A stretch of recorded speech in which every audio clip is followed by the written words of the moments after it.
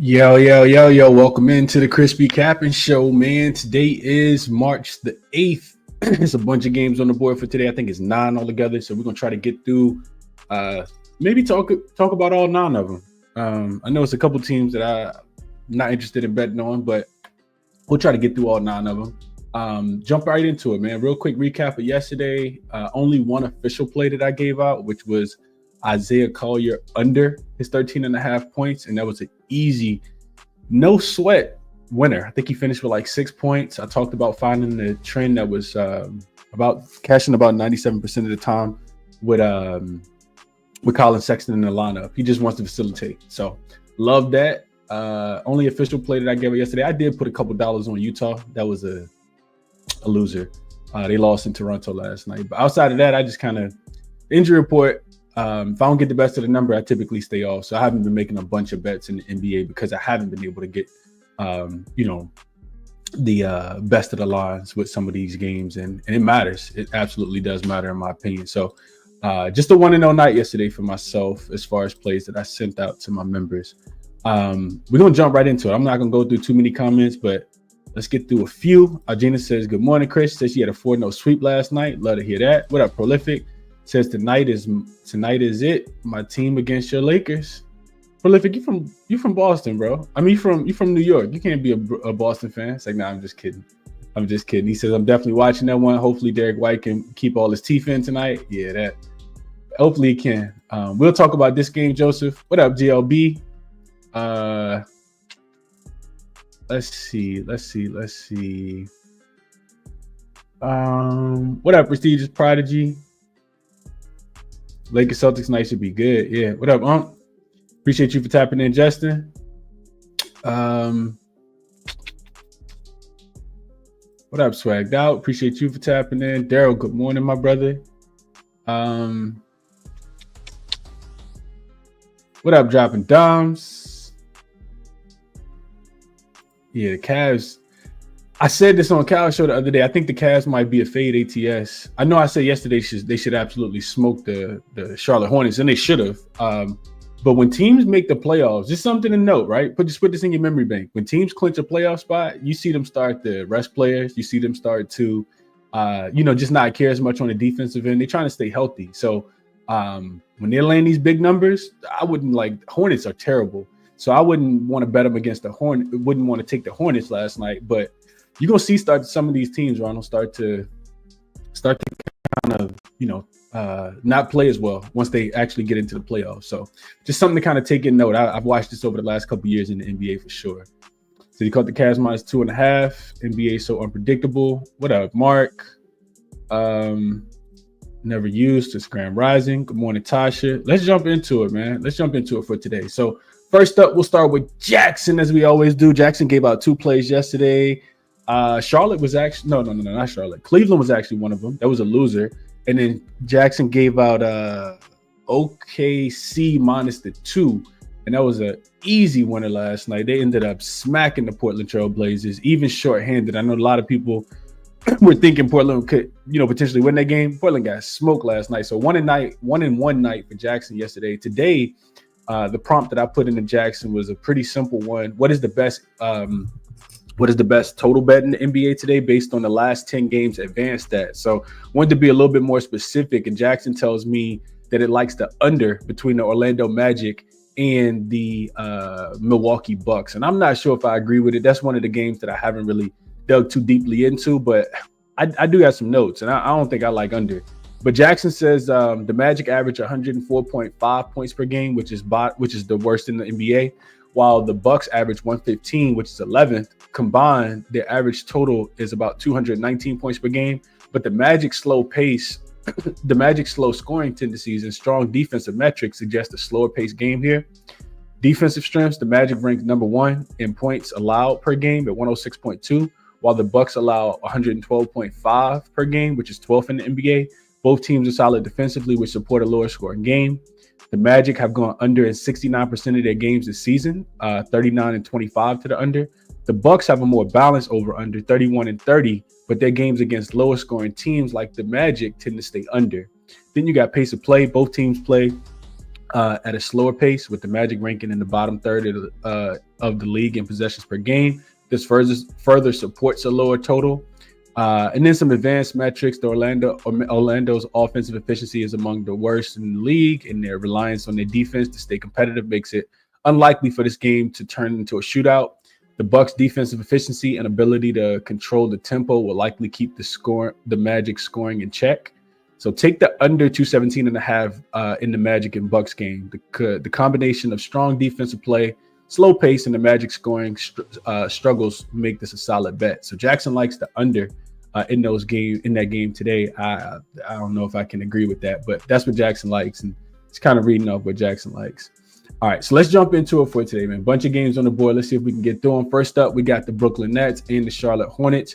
Kind of got to wait on the injury report in this game, in my opinion. I'm someone who thinks that LaMelo could potentially sit. He's not been ruled out yet, but this is a quick turnaround, right? Charlotte played last night at home, so no travel involved. But that game was, I think it was a 7 o'clock Eastern Standard start time game. This is a 6 o'clock start time game, so they don't even get 24 hours, to rest and recover after last night's game. More like 16, 17 hours, because this game is going to start at 6 p.m.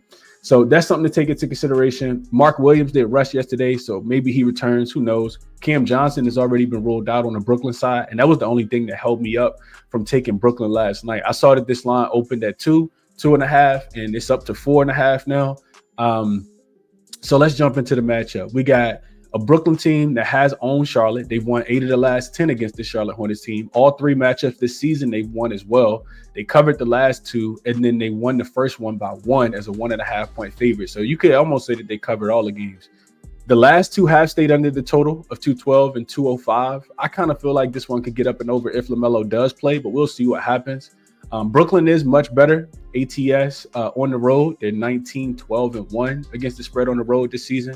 Only 3 and 7 in their last 10, and they've lost 6 straight. They're also 2 and 4 against the spread in their last 6, and 4 of their last 5 have gone up and over the total. So we know D'Lo is in now. Cam Johnson not being there is going to hurt, but you still got Cam Thomas, and they're playing at a much faster pace. I kind of lean over it. When you look at the Hornets, they've only won 1 of their last 11 games. They are 4 and 7 against the spread in their last 11. They've lost 9 straight in a row 8 straight in a row, I think, last night, and only covered 2 of their last 8. So Charlotte has been terrible. Like, don't get it twisted. I know that they played really, really well last night, but they have been terrible, and I'm not sure how much they're going to have on the second leg of a back-to-back. All of the trends say under, because Charlotte played a little bit better defense last night than they have been typically playing, but I can't quite get there with an under. Charlotte is 8-3 to the under, playing unrested this season. Those games are averaging 217 points. They're perfect 5-0 to the under if they're playing in a home game and they're unrested. Games are averaging 214 points. And Brooklyn, 10-5 to the under, facing an opponent that they previously beat already this season. 8-5 to the under if they're facing an unrested opponent, including 6 straight unders. So a lot of the trends say under. I kind of feel like if LaMelo plays, we can see this one go up and over the total. As far as the spread goes, as much as I want to take Brooklyn and think that they're the right side, I don't want to lay 5 with them here, especially without having Cam Johnson. I know that they got a couple cones on defense as well. Cam Thomas is a cone. D'Lo is a cone on defense. So that kind of scares me off of taking Brooklyn. They are, I put in my notes, Brooklyn is 11-6 against the spread when they have the rest advantage. They're 9-4 against the spread if they're playing an unrested opponent. Charlotte went into last night's game with the worst efficiency differential in the last 5 games, losing by average of 17. Well, getting outscored by average of 17.5 points. Brooklyn isn't much better, -12. So it was easy for me to kind of stay away from this game over the last 5 for Brooklyn, -12. What else did I put in my notes? Yeah, I think overall I lean over if LaMelo does play, and we'll see if he plays. Couple player props I want to talk about here real quick.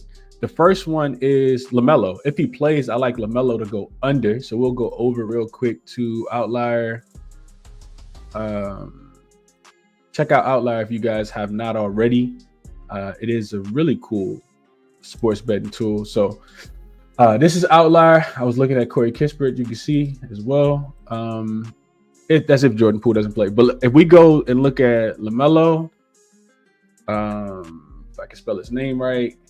LaMelo is looking, I think 23.5 is his points prop today.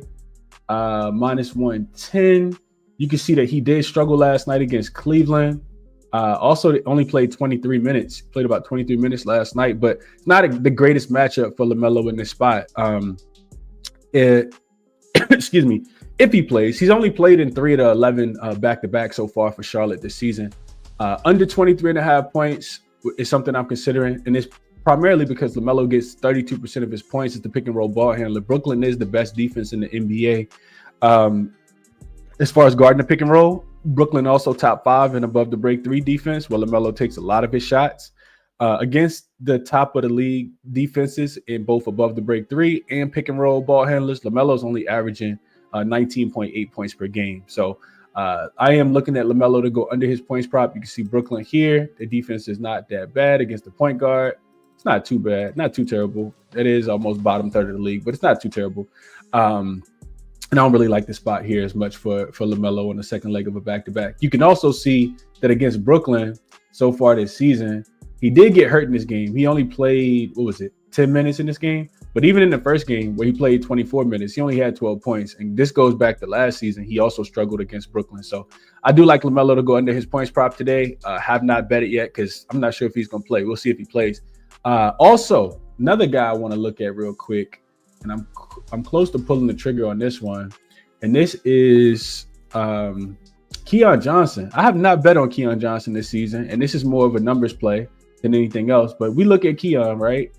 Stay with me here. All right, so we got Keon. I like to zoom out for the full season and see. So Keon's listed at 11.5 points right now, minus 125 on one book. I think you can get minus 120 on the book too, maybe even minus 115. So if we look at the full season, we can see that Keon Johnson's only cashed in 40% of his games so far this season. He's hit the over in 24 of his 60 games. But this is a play strictly with Cam Johnson off the floor. So if we go here, right, we go games played without, we add Cam Johnson here, we can see that he's played 15 games. Now the percentage gets a little bit better, a lot better. 67% of his games he's hit the over on without Cam Johnson in. He's averaging, in these games, he's averaging 13.5 shot attempts. You can see that right here. 13.5 shot attempts, shooting 39% from the field in those 15 games. He's cashed the over 67%. I talked about that already. And with Cam Johnson on the floor, he's averaging a tad bit under 10 shot attempts per game. So this shot attempts goes down. His minutes go down, of course. So when I went back and looked at it, with 13 shot attempts per game, not even 13.5, but just 13 shot attempts, Keon Johnson's actually hit the over in 13 of his 15 games, averaging almost 17.5 points per game. And he's averaging 29.5 minutes per game. So I like that for Keon today. I think that's a very solid play based on, the potential that he does not, not even the potential, just that I'm thinking that even with Cam Thomas being back, Keon Johnson's still going to get a little love today. So I do like that as a player prop in this game. Have not locked it in yet, but that's the way that I would be looking in this one is Keon over his points prop and a look towards I switched that up. My fault. There we go. I'm clicking the wrong buttons. Look towards Keon Johnson over his points prop. Look towards LaMelo under his 23.5 points. And then I think the full game goes over if LaMelo does play. 211.5 is really, really low. So that's my thought process. I did take probably too much time on that game, but that's what I'm looking at. What up, Jay, man? Good morning, Don. Morning, Charles. What up, Scott? What up, Elsie says, got a great feeling about today. Love to hear that. Mark says he'll go Charlotte team total under. Can't quite get there, Mark. And it's because Brooklyn's playing at a fast pace. And it's because Brooklyn also not playing a lot of defense with D'Lo in the game. And I think that this game is going to be played a little faster. So I'll stay off the under in this spot, but I wish you the best of luck because I'm not on the over quite yet. But I think that this one can slide up and over the total, though. I really, really do. Both of these teams bottom half of the league defensively last 5 games. Brooklyn actually 25th in defensive rating. So yeah, I won't go there with the under in this one, Mark. I think pace wise we can get up and over the total. Charlotte 11th in pace, Brooklyn 16th in pace, which is a lot faster than they have been playing. They did just go up and over against the Warriors in their last game as well. So we'll see how it goes. Let's see. What up, PZ? Appreciate you for tapping in. Now, Ali says I lean Hornets plus the 5 because they're going to start heating up for a moment, and they have home court advantage. I don't really know about all that now. I don't know if they're going to heat up either. She says Cam Thomas up and over his points prop. We'll see how that goes. DJ Prop says Nets first quarter will be we'll keep paying. They have been good in the first quarter for sure. Dom says Nets team total over maybe. I was looking at that, Dom. I did write that in my notes. What I wrote is that they're 15th in pace last 5 games, which is 15 spots better than they rank on the full season because they're dead last in pace. Charlotte also playing at the 11th fastest pace as well. And Brooklyn, I think their offense is going to get a little better. The reason I didn't bet it is because there's no Cam Johnson. But if we get Cam Johnson, Cam Thomas, and D'Lo in the game, I'm always going to be looking towards Brooklyn games to go over. So, yeah, I agree with you there, Doms. I do agree with you. Did not bet it. Charlotte and Cancun already, Charles says. LaMelo is definitely playing. How you know that? Let me know how you know. Because LaMelo has only played in 3 of the 11 back. Let's see.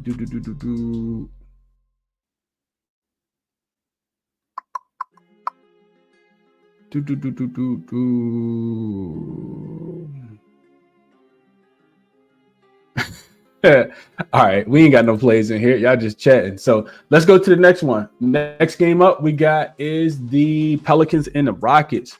So this total, let's see where it opened real quick. I think it opened 227.5, and it's actually moved up to 230 now. And spread hasn't really moved a lot. I think 8 is what it opened at. I see some 8.5s as well. Of course, these two teams just play. We got to look at the injury report. First and foremost, I think Jose Alvarado is listed as game time decision.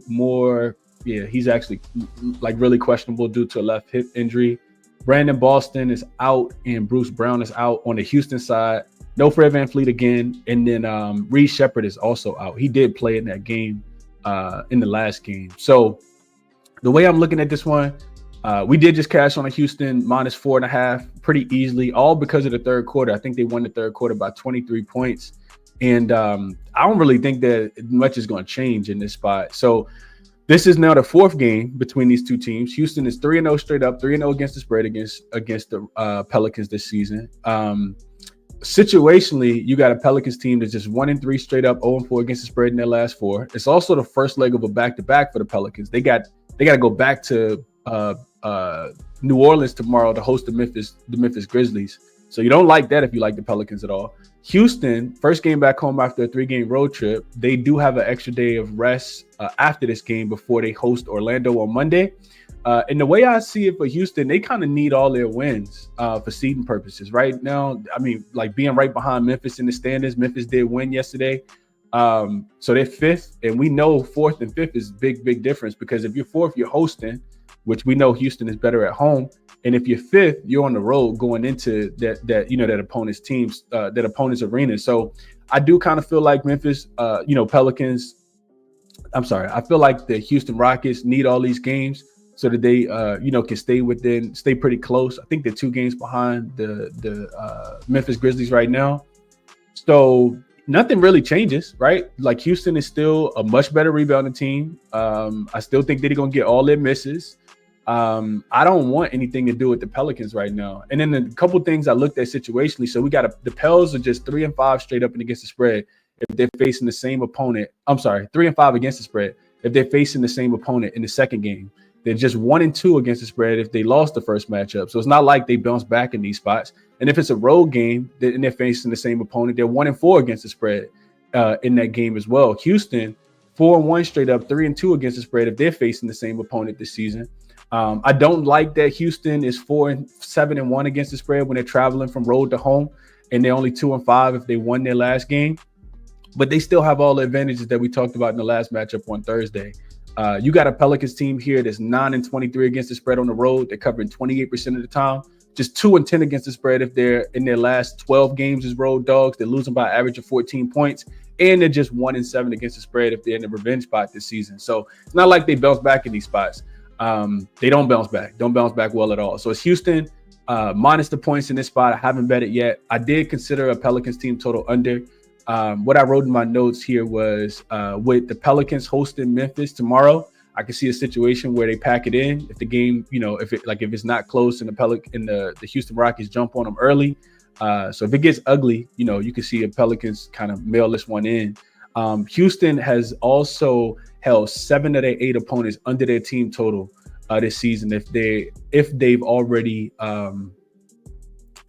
beaten them and they're at home facing the same opponent that they've beaten already this season, they give up an average of 103 points per game in this spot. So I don't know how much I necessarily agree with the total going up. I think I would be looking more towards a Pelicans team total under. As far as player props in this game goes, we talked about it in the last game. I think jaXon was actually on it, and I said that it made a lot of sense. I didn't bet it, but I think you go right back to what we talked about in the last game, because I kind of see this one very similar to the last one. So real quick, we go back to Outlier. I don't know if I said this already, but there's a 7-day free trial link in the description. Right back to him in. Right back to him in, I think, is what happens in this game. I'll be going back to his I don't even know what his double-double is, but maybe his double-double. But I was looking at his rebounds specifically. 9.5 is the number. You can see that he has been cashing in the last 10 games. He's up and over in 6. And this is what I always look at. I always look at minutes, right? So you can see the rebound chances down here, 16 and 16.4 is what he's averaging in the last 10. 37 minutes though. So that's where I go, right? So with so he just had 11, which you can see right here against the Pelicans, right? This is the 4th worst rebounding team in the NBA. You can see that right here. Amin is averaging 37 minutes. We just looked at that, 37.3 in his last 10 games. And if you just scale this back to 34 minutes versus teams that are bottom half in the league in rebounding, just talked about the Pelicans being 4th worst. He's averaging 10.5 boards, and he's hit the over in 7 of his 10 games. So without Reed Shepherd being there today, I kind of feel like Amin's going to have to play more minutes, maybe even play a little bit more point guard duties as well. His assists haven't been going over, but I do like his rebounds up and over 9.5 today. Real quick, let me just go to OddsJam real quick and see what his double-double is today, because I do like the double-double as well. We know he's been going up and over his points prop. We just need him to get to 10. And you can see here he's had double digits in, what is this? 6 of his last 10 games. I think that he won't have any trouble scoring the basketball here as well. So Amin Thompson up and over. Let's see. His double-double is plus 115 on FanDuel. Plus 115 on FanDuel right now. I like that. I hadn't really thought about the double-double, but it makes a ton of sense in my opinion. So either, take his rebounds at 9.5 or take his double-double at plus 115 would be the way that I'm betting this game. And that's my thought process on this one. So go through a couple comments real quick. Hopefully we're talking about some productive stuff in the comment section. If not, we'll just get to the next game. Let's see what we have here.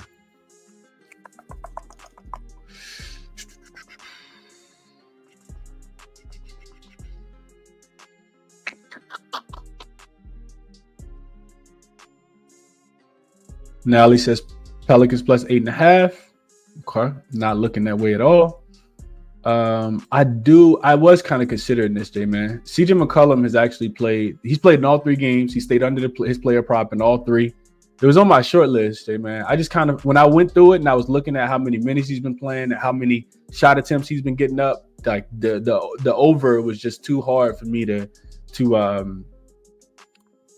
bet against, because he has been good in that role. He has been terrible against them, but situationally in this spot, especially like if Jose Alvarado doesn't play, that's gonna be even more shots for him.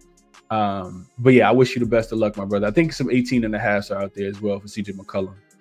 LJ says he like Amin Thompson double-double, says it's good money. Kool-Aid says Sengun rebounds today. I couldn't get there. Sengun has not been rebounding the basketball well at all, so I didn't get there. Dom says team total under for the Pelicans will probably be the play for me. I like it. Just talked about it. Like that a lot. Probably taking Jordan Hawkins when his lines drops. Joseph says couldn't talk you off. He can shoot. Well, maybe I couldn't talk you off. The Rockets, I think, are top 5 against spot up shooters in the NBA. So a lot of the times those shots aren't going to fall. If you want to take somebody on the Pelicans, it's probably somebody like a Zion who gets downhill, puts a lot of pressure on the rim. And we've seen Sengun get put in the basket a couple times this season. So I don't know how much I'll be looking at Jordan Hawkins. Let's see. What up? Taylor says lean full game under. Rockets 6-2 to the under when playing at home with a total that's 227 or higher. Yep. I like it a lot. It correlates well with the trend that I gave out with the Pelicans team total going under in 7 of the last 8 matchups. What up, Fahrenheit? Appreciate you for tapping in, bro. Swag says Zion over his boards, under CJ points. Natalie says she likes under. Yeah, I think under is a good play here too. Amen, good for the boards, but I think Sengun clears 10-2, JLB says. Okay. Love betting on the men. Kid plays hard. He does. And he gets all the minutes. Udoka is not afraid to throw him out there and leave him out there. 35 minutes, 37 minutes. They don't got a game tomorrow. I like it. 77 figures is Rockets -8 locked in. Pels be getting cooked on the road. That's a fact. I just talked about how they're 2-10 against the spread in their last 12, losing by an average of 14 points. What up, Brian? Says Rockets first half. Okay. All right, a lot of thoughts here. I think we did a pretty good job of covering this one. Houston been scoring. G421 says, I think they scored 105 points in that last game. G421. They ain't really been scoring for real. They ain't really been scoring, man. Not at all, actually. I just want to put some numbers to that real quick. Let's see what Houston been scoring. Houston is 22nd in offensive rating over the last 5 games. They really have not been scoring, but they have played a strong schedule, 7th in strength of schedule over the last 5 games. So, all right, let's move over to the next one. We got the Wizards and the Raptors. So this line, I think I wrote in my notes that it was at 5 for the Raptors, and now that number has come down to. I need to add while I'm thinking about it. I need to add a Mint Thompson double. Plus 115 on FanDuel. I haven't bet even his rebounds yet, but I do like it. All right, so Wizards and Raptors. This line was at 5 last night when it opened. Some injury news came in that quickly will be sitting on the second leg of a back-to-back. You kind of got to wait and see what happens with the injury report. But RJ has also been rolled out on the second leg of a back-to-back. They're just kind of resting him. Toronto is in the developmental stages of the season where they're trying to give, some of their young guys some playing time. Jacoby Waters did leave the game last night. I don't think that he is going to play. He didn't return.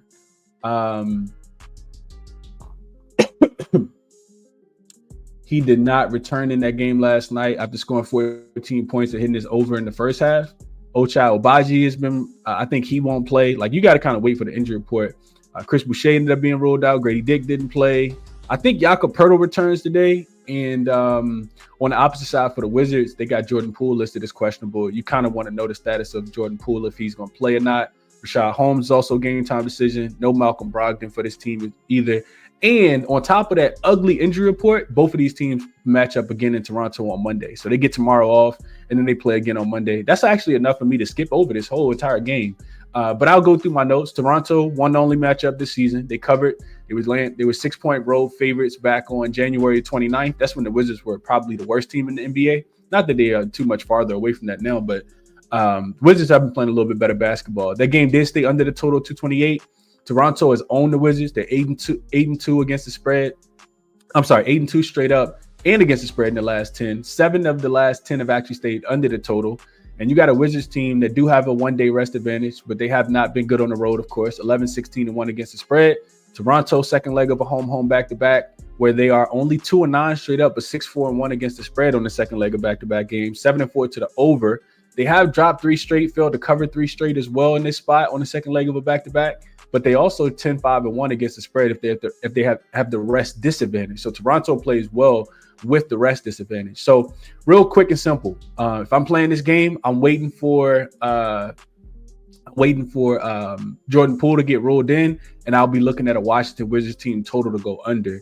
The Wizards are a under team on the road. They're 16-11-1 to the under, including 3 straight. 8 of their last 11 have stayed under the total. They're 5-2-1 to the under if they have the rest advantage. Washington also takes a ton of threes. We know that. Last 5 games, they're 5th in frequency, but bottom 10 in accuracy because they don't shoot it well. Toronto's actually a top 10 defensive rated team. Actually top 10 defensive rated team in opponent above the break three frequency and accuracy. But Washington also ranks 26th in offensive efficiency last 5 games, 24th in effective field goal percentage. Toronto's actually a top 6 defensive rated team over the last 5 games. Add to the fact that Quickly is now out. Toronto's perimeter defense gets a lot better when you put Shed in at point guard. If Poole gets ruled in, I think the number goes up, and then I like a Washington Wizards team total to go under. It was 110.5 earlier this morning. It looks like the total is going up. 110.5 is available on quite a few sports books now. That's the way that I would look in this game. Probably just stay away from the spread. So simple, quick, and easy with that one for me. Let's see. Fahrenheit says if Pirtle is out, I like Alex Sarr rebounds to the moon. I think Pirtle's going to play. I did see that Walker Kessler had like damn near 45 rebounds last night. I think he had 17 or 16 at halftime. And I looked at it yesterday. I was scared to bet the over at 13.5 or 12.5, whatever the number was. Toronto is a terrible rebounding team without Jakob Poeltl. He changes everything, but they got the job done last night.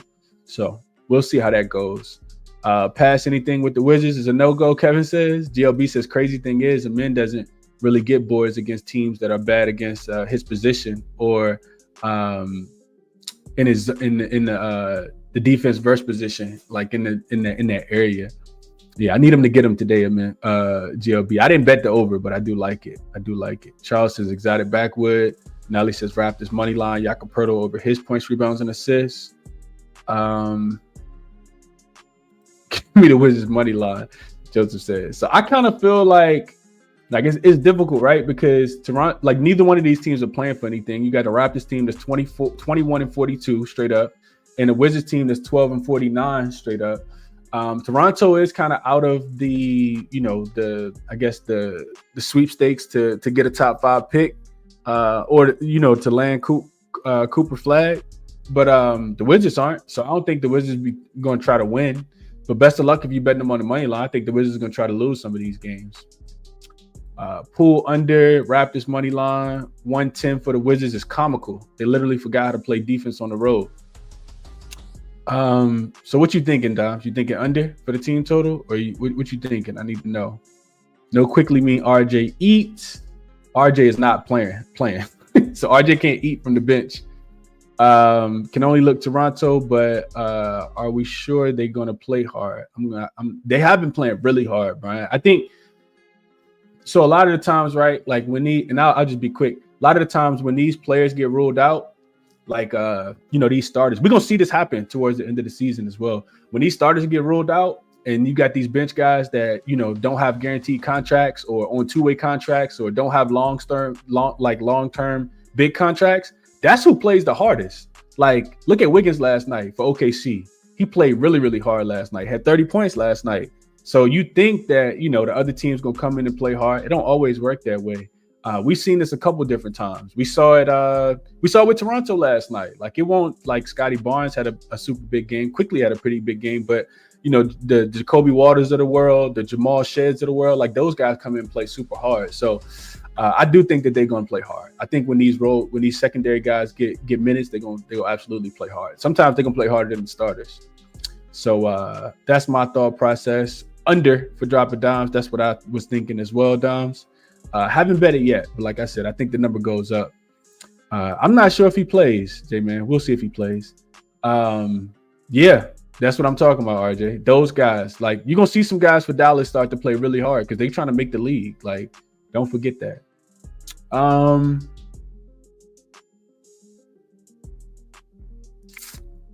right, let's go to the next one. We got the Pacers and the Hawks in Atlanta again. This is the rematch. Let's see. Make sure the lines haven't moved. They have not. So we got the Pacers 3-point favorites. I saw them at a pick, like not a pick, like -1 last night. So money has come in on Indiana in this spot. The total open 244.5. Looks like it's come down to 242.5. We still got some injuries, some questions on the injury report here, which is why I'm not playing the game quite yet. But I do think that it's a nice bounce back spot for the Pacers. I'm not sure if I'm gonna bet them. They got Tyrese Halliburton listed as questionable, Benedict Mathurin listed as questionable on the Atlanta side. Couple role pieces like Trae Young is always listed as probable. He's probably gonna play. But Krejci has been upgraded to questionable. But Karis LeVert is actually on the injury report as game time decision. He's listed as questionable due to some left knee inflammation. So we'll see if Karis LeVert goes. He's been integral for this team since the trade. And then Terrence Mann is also on the injury report.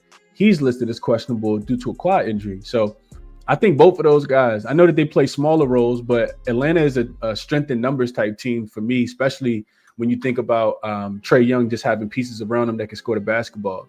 So when we get into the matchup, the Pacers had actually beat I just talked about this. The Pacers had actually beat the Hawks 5 straight times before Thursday's matchup. Atlanta won and covered as a 2-point favorite. They did cover both games so far this season. The first one, they were getting, I think, 8.5, 9 points in Indiana. Lost that game, I think, by 6 or 7. Both games have gone up and over the total. The totals are 8-2 to the over in the last 10. And Indiana has a day off before playing Chicago in the next game. Atlanta, third straight home game for them. They also have a day off before hosting Philly on Monday. And they played in 5 straight over. 6 of the last 7 games have gone up and over the total. So Atlanta is not playing a lot of defense, but you know what Atlanta is doing? It's dominating in the paint. And that's what stood out to me the most when I went back and looked at, why they lost this game. Atlanta, for whatever reason, the Pacers, not a great rebounding team. They were outscored 74-46 in points in the paint. So that's what, 28 points in the paint is what the Indiana Pacers allowed. The 28 more points in the paint is what the Indiana Pacers allowed against the Atlanta Hawks in that last game. That led to Atlanta being able to shoot 53% from the field. And it's not really a strength of the Pacers. Like, it's one of the reasons why I think Atlanta could potentially keep this game close again. I didn't bet it. All the trends say Pacers, right? Pacers 12-3, straight up 11-4 against the spread in revenge games this season. They've won and covered 6 straight, 5-1 straight up and against the spread. And if it's on the road as well, if they're favored in the revenge game, they've held their opponents under their team total in 4 straight. They're 7-3 to the under in that spot if they're favored on the road in the revenge spot. They're also 3-1 straight up and against the spread in the second matchup if they're playing the same team in a back-to-back situation. And a perfect 3-0 straight up and against the spread in the revenge games if they're facing the same opponent in their very next same game. So we've seen this a couple times with the Pacers. They lose, they drop the first one, they win the second one. I vividly remember them losing to the Heat, bouncing back, smoking the Heat in the next game. They went to Paris, got smoked against the Spurs, came back, blew the Spurs out in the next game. But Atlanta, if they have everybody, you still gonna have to beat this Atlanta team. Like, Atlanta not gonna just roll over. So I guess I say all that to say I lean Pacers, but I need Hallie in for sure. And then it will probably just be a Pacers team total up and over. I don't even think that I would lay the points with the Pacers just because their defense has been very inconsistent. The Pacers are also a perfect 4-0 to the over if they're playing the same opponent that they previously faced in their last game. They've cleared their team total in all 4 games. So probably if Hallie gets ruled in, this probably will go from 3 to 3.5 to 4. And that's when I'll probably just look towards a team total up and over. I do think, of course, he makes their offense a lot better. Didn't really look into player props in this game at all, but that's my thought process here. So let's see if we have thoughts in this game.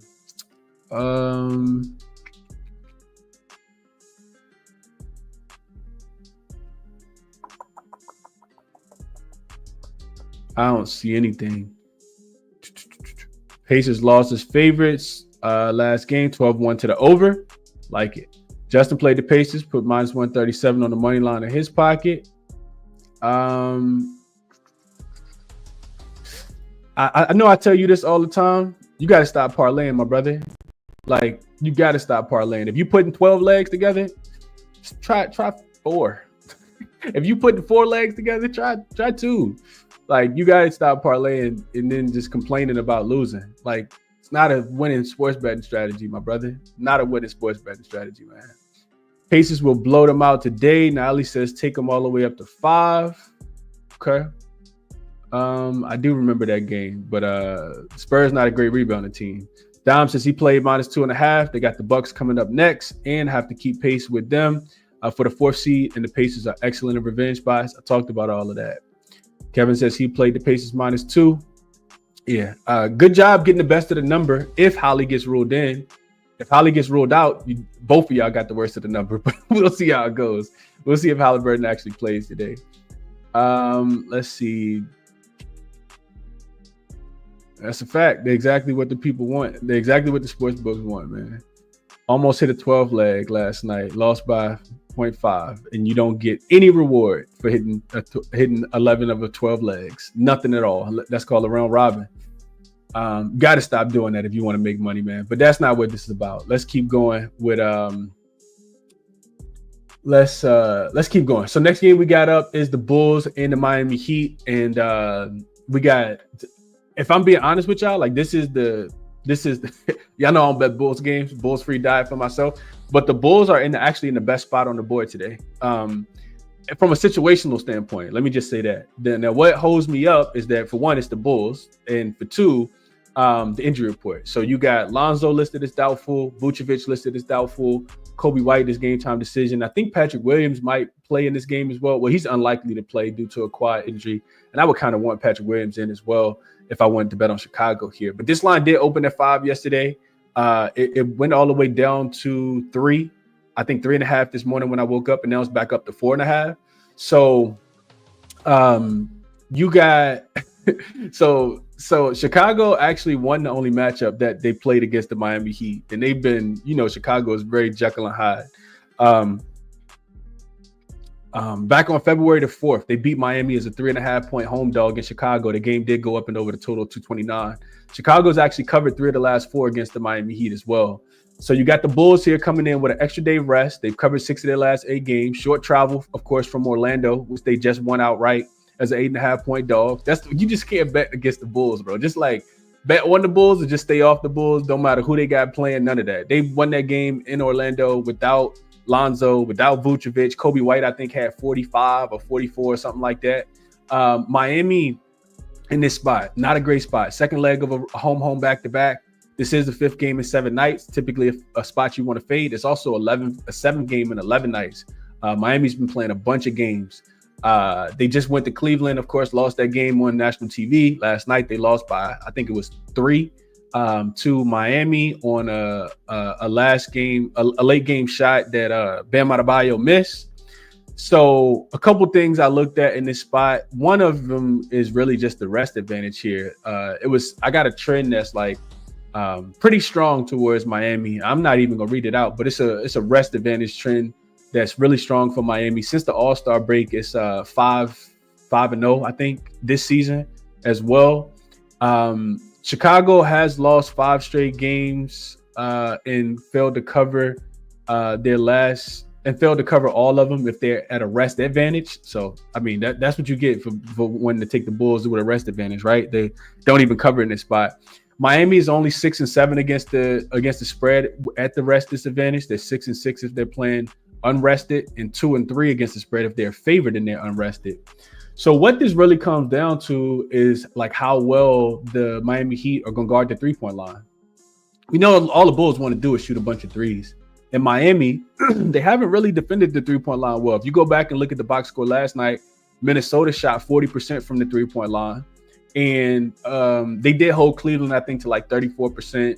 But there was a couple other teams in there that they played that they didn't defend the 3-point line well. We know all Chicago wants to do is shoot a bunch of threes. On the season, they're second in 3-point frequency. So I don't know if that means that they shot more than the Cavs or they shot more than the Celtics, but the Bulls have shot more than one of those teams. Last 5 games, same exact thing. 9th and above the break 3 frequency, 11th and above the break 3 accuracy. I'm sorry, 11th and above the break 3 frequency. That's all they want to do. The Miami Heat are not a good team defending the 3-point line, and that's why you can't lay the points with them here. Miami, on the full season, opponents are taking the 6th most threes. Last 5 games, opponents are taking the 4th most threes, and their bottom 10 defending the 3-point line, allowing teams to shoot 37%. So yeah, I know that Chicago likes to get out and run. They are, second in transition frequency. Miami does a really good job of slowing teams down that like to get out and run, but they are only 18th in opponent effective field goal percentage. So Chicago does have the rest advantage. They got the situational advantage here, the extra day of rest. and a defense that, you know, they should be able to score against. If you remember back to talking about Chicago versus Orlando, it was kind of the same thing, right? Orlando, really good defensive team, but not guarding the three-point line well. Miami's not guarding the three-point line well either. So I guess I still can't bet the Bulls. I would probably look towards the game to go over. This came down, I think, all the way to 225. It's now going back up to 226. We'll see what happens with the injury report for the Miami Heat, because they can kind of, you know, like figure out what they're going to do. Wiggins didn't play last night. Khalil Ware didn't play last night. Alex Burke was ruled out. We'll see if, you know, Tyler Hero plays on the second leg of a back-to-back. He should. But we'll see who actually plays for the Miami Heat. Maybe Jovic comes back, and then I think you could take an over in this game, specifically because LaMelo Ball has been ruled out. Well, when LaMelo Ball is not ruled out, but if he's doubtful. And one of the things I was looking at, I want to actually show y'all this real quick. I looked at this in the last game, but I want to show you all something that I looked at. So if we look at, so I'm on Killer Sports. If we look at this season with the Bulls, and we look at Lonzo Ball, if we look at the Bulls when Lonzo does not play, you can see that in their this is probably like 10 games right here. You can see that they only covered one, and that was against the Magic. But the thing that I'm looking at is like how many points they give up. 124.5 is right here. We know that they're going to play fast. We know that they want to play with pace. Look at these totals right here for their opponents. Magic just scored 123. The Magic haven't scored 123 points since Penny Hardaway and Shaq was playing. 139 for the Cleveland Cavaliers, 127 for the Pacers, 128 for the Pistons, 132 for the Pistons, 132 for the Warriors, 127 for the Timberwolves. I mean, I don't need to keep going on, but you can see the team totals have been absolute money. Everybody scored 123 points or more, including the Orlando Magic. So if Lonzo does not play, that's the way. I think you just play a full game over, or you just look towards the Miami Heat team total to go up and over, even on the second leg of a back-to-back. I think they got enough offense to be able to score in a fast-paced matchup is what I'm thinking. So that would be my thought process on this game. Only way that I'm looking is towards a Bulls team, towards a Miami Heat team total to go up and over. Let's see what we are thinking here.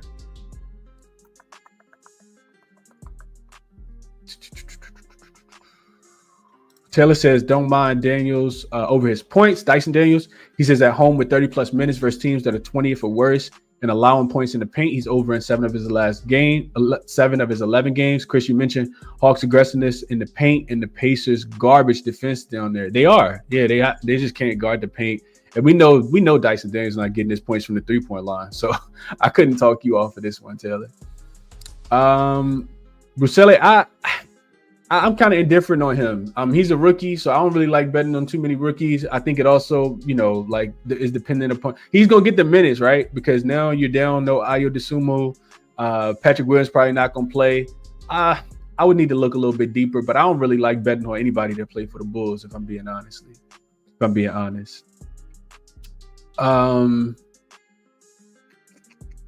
Let's see. Nally says, don't like taking the Bulls, but I do lean Bulls +4. Josh Giddey over his points, rebounds, and assists. Kevin Huerter over his points, rebounds, and assists as well.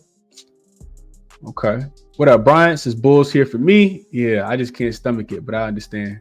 Peasy says he'll take Bruselli over his 1.5 threes. So he's hit 4 of his last 5 versus bottom 10 defenses versus 3-pointers allowed. Brian says first half of Miami, full game. Need everybody in though. GLB says he got a trend here. So rest equals 0. Opponent win percentage is less than 40 and a home favorite for the Bulls over. Let's see what that looks like real quick. Let's see. Shout out to my guy GLB. Let's see. So we got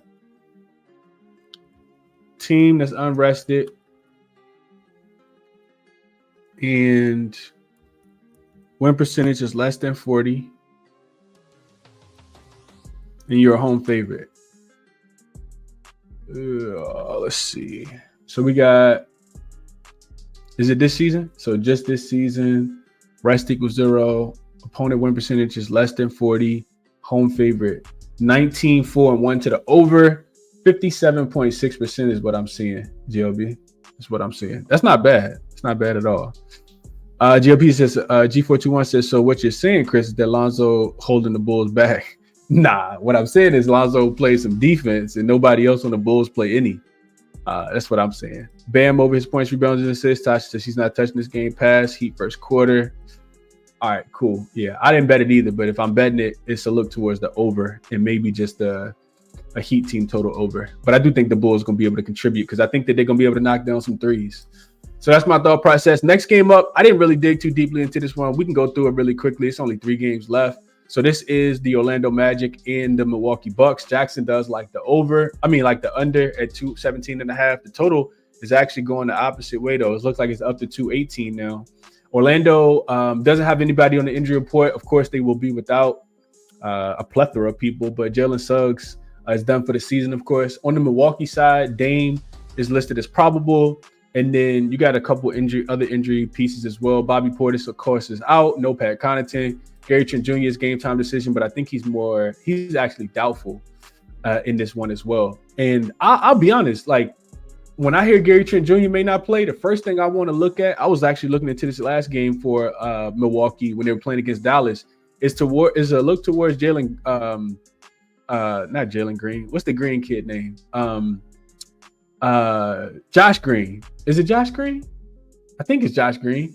No, it's not Josh Green. What's his name that plays for the Milwaukee Bucks? The backup guard, AJ Green. That's what his name is. AJ Green. If he doesn't play, I think that just talking about we just kind of talked about Orlando defense being really bad from the 3-point line for whatever reason. The Bucks gonna shoot a bunch of threes in this game, in my opinion. I do think that they're gonna get downhill. Giannis assist probably gonna be a good look. But that's just me talking and thinking out loud. With no Gary Trent Jr., AJ Green probably gonna get more minutes and he gonna let the 3-point shot fly. I think he's shooting north of like 44% on the full season. So let's match the two teams up real quick because I didn't do this yet. The only thing I wrote in my notes is that Milwaukee has won all 3 games this season, but Orlando's covered the first 2. All 3 have gone up and over the total. Orlando is only 11-19 against the spread on the road. They're 0-5 straight up and against the spread in their last 5. First road game after 7 straight home games. On the Bucks, 1-day rest advantage, 4-0-1 against the spread in their last 5, 7-2-1 against the spread in their last 10, 3 straight overs, first leg of a back-to-back. They do got the Cleveland Cavaliers coming to town tomorrow. Orlando just 5-11 against the spread as road dogs. They have failed to cover 4 of their last 5 in this spot. So what I wrote in my notes was over. Orlando 10-6 to the over on the road as a dog. Defensively, they haven't been great in this spot this season. They haven't been as great as in this spot as they were last season. Last 5, they played as away dogs. They've given up 122 to the Bucks, 121 to the Celtics, 111 to the Kings, and 112 points to the Nuggets. Milwaukee has also played 3 straight overs. 7 of their last 8 games have gone up and over the total if they've been a home favorite. They've cashed their team total in 8 of their last 9 games as a home favorite. Lastly, in games with a low total, 220 or less as a home favorite, Milwaukee 4-1 to the over in those spots. The Magic 8-5 to the over if they're playing playing as a road dog with a total that's less than 220. So the total is low. I probably would be looking a little bit more towards the over. Real quick, if we just like that was all I wrote in my notes from yesterday. But if we look a little deeper, Milwaukee is. Hold on, what? Milwaukee, the number 1 rated defense over the last 5 games. They got a 107.1 defensive rating. I didn't see it against Klay Thompson when I took his under the other day, but that's neither here nor there. Milwaukee is 2nd in pace over the last 5 games, 13th in offensive efficiency, playing against the 11th strongest strength of schedule. Orlando, everything is red on my screen right now. 24th in offensive efficiency, 24th in defensive efficiency, 23rd in pace. So they are playing a little bit faster because on the full season, they're 28th in pace. And that's against the 10th easiest schedule. There's not much I like about this Orlando team right now. This spread is 6.5. It will open at 7.5. It's down to 6.5. I don't even know if I necessarily agree with that. I think either way it goes up and over the total though. Let's see what we have for a Bucks team total up and over. Milwaukee's team total is 111.5. How are the Bucks not going to score 112 points? Orlando just gave up 130 to the Bulls. And I just gave y'all the numbers. Last 5 games as a road dog, they've given up, what did I say? 122 to the Bucks, 121 to the Celtics, 111 to the Kings, and 112 to the Nuggets. And the Bucks playing at the second fastest pace over the last 5 games. So I like over. Real quick, if we just match the two teams up, last 5 games, Bucks, my numbers say Bucks are 5th in offensive efficiency, 5th in effective field goal percentage. They're doing a really good job protecting the basketball. Orlando forcing the second most turnovers. They are not taking a lot of threes though, so that is kind of detrimental. The Bucks are actually living in the mid-range, long mid-range shots. They're 4th in frequency, 1st in accuracy. Only 23rd in above the break 3 frequency and 19th in overall 3-point frequency. But Orlando is actually the second worst team guarding above the break 3 over the last 5 games. That tells me Dame should eat in this spot. I know he takes a lot of those above the break 3s. And Orlando is 20th in above the break in overall 3-point accuracy. Teams are shooting 39% from the 3-point line in their last 5 games. So yeah, I'm having trouble trying to figure out why the line is coming down. Maybe just because it's Saturdays. Maybe because it's a Saturday, but I'll be looking towards a full game to go up and over. I think this total is a little bit too low in my opinion. And I told y'all the reasons why. Let's just look at something real quick. Bucks and Orlando, and I'll go through the comments. Bucks, 2nd in pick and roll frequency. Orlando 13th guarding it. Milwaukee 1st in post-up frequency. Orlando 30th in opponent effective field goal percentage against post-ups. Let's see if Orlando should be able to score. Kind of feel like Orlando should be able to score as well. I feel like they score a lot in the paint. I just saw Atlanta really, do what they wanted to against the Bucks when the Bucks were in Atlanta. I think they had 54 points in the paint in that game. See, Orlando not pushing pace, 26 in transition frequency. Milwaukee gets back. They're 4th in opponent above the opponent effective field goal percentage in transition. Yeah, I think it's hard for me to want to take for me to want to take Orlando in this spot. Let's see.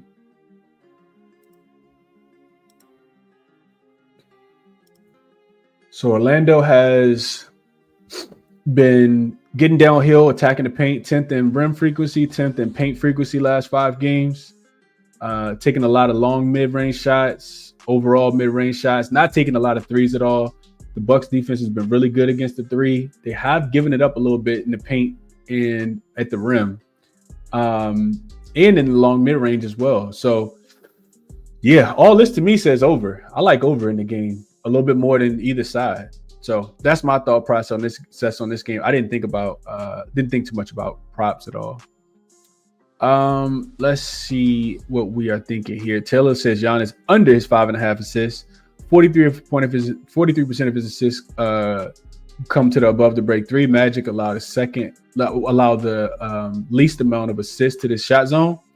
When playing teams ranked 10th or better versus assists allowed to the zone, he's under in 13 of his 19 games. So a look towards Giannis to go under his assist prop. Okay.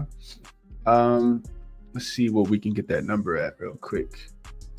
Giannis under, oh yeah, it's juice now. So 5.5 is -138 on FanDuel. You can get under 6.5, but that's -160. Maybe a good parlay piece for Giannis under on his assists on Bet365.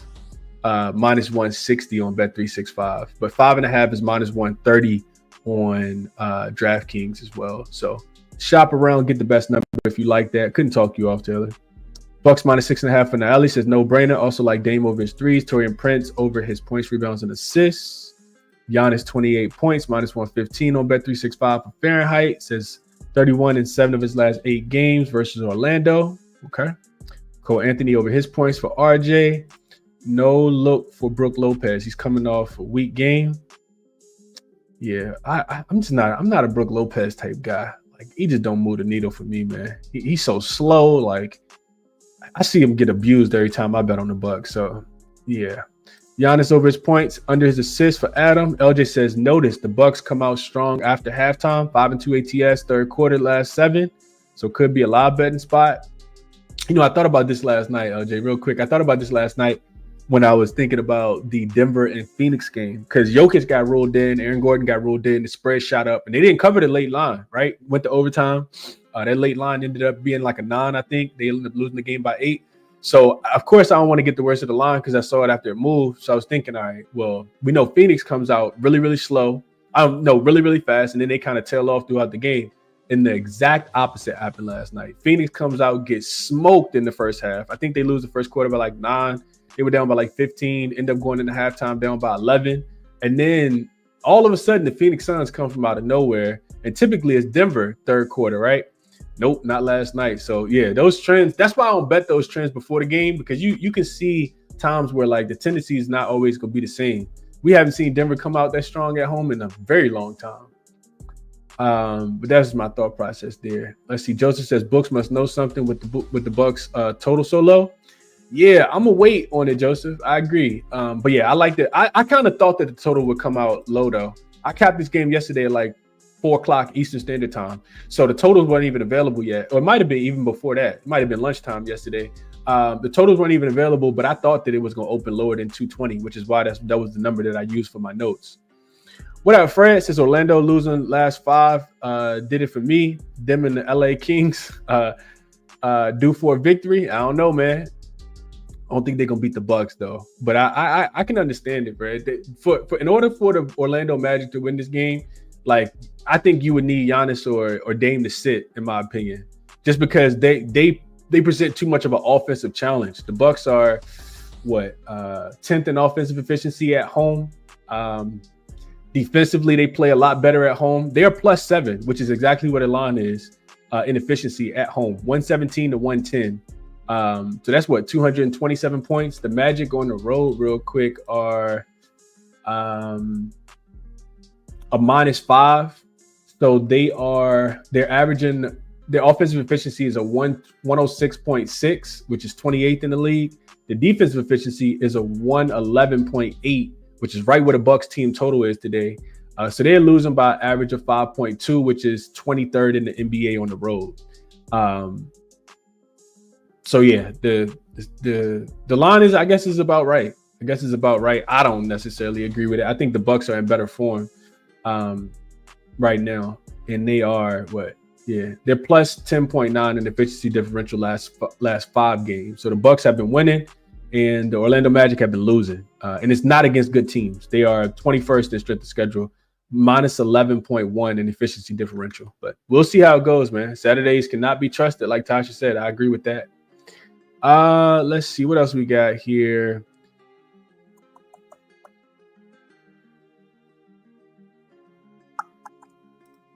Taylor says, wow, Chris, I got that for plus 118 last night on FanDuel. Also, don't mind Giannis over his points. Orlando also, you got a great number. Also, don't mind Giannis over his points.